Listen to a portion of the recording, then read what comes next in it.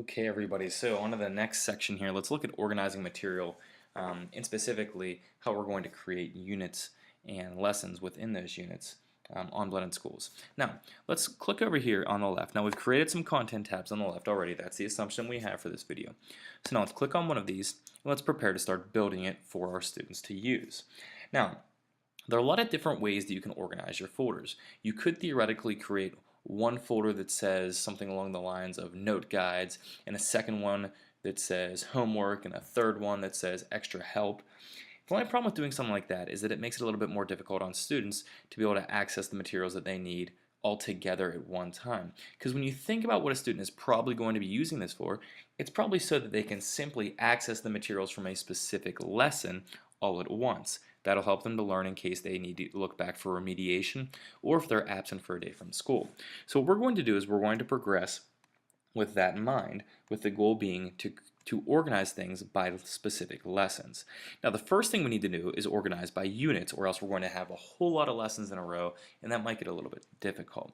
So what we want to look at is how to create a folder. The first thing we need to do is hover over the Build Content icon there, and then scoot over here to Content Folder. We're going to create this. Now the different units that you use is totally up to what your subject area, what's normal. You could say I'm going to call this Chapter 3.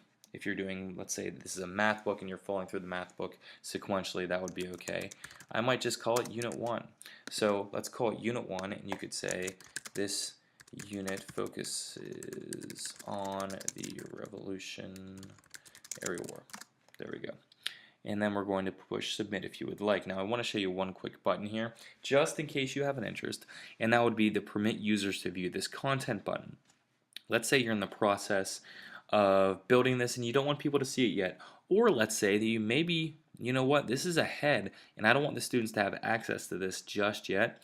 You could put this on no, okay? So that's something that we're going to do. So let's push submit. And there we go, now it's showing up. Now you can tell that the students can't see it because it says right here item is not available. The other thing that you could do to tell that it's not available to students is click this edit mode off, and this is going to show you what the students see in your course. Okay. Now if you look over on the left, we have our first 9 weeks, which is visible, but we don't have anything visible inside of that folder. We're going to switch this back here. Now we're going to put it back to on, and again, if you want to make any changes to this, you would click on the down arrow. Now we're going to go to edit this time around. Again, there are lots and lots of choices. Let's not get into them right now just to save you a little bit of a headache. If you want to delete it, it's here, but edit's the other option that you might have. This will allow you to rename it if you would like, change around some things there, and also to make it so that we're going to permit our users to view the content. Push submit. Now, let's create a second one here as well, and I'll show you another little neat thing. Kind of simple as well, though. Unit 2, this unit focuses on our government. There we go. And the default here is that it is going to show permit users to view it. Now, something else we can do here, just like on the left when I showed you before, you can move around these content tabs. Let's put that back to where it belongs. You can also do the same thing with these units, so you can stagger them however you would like.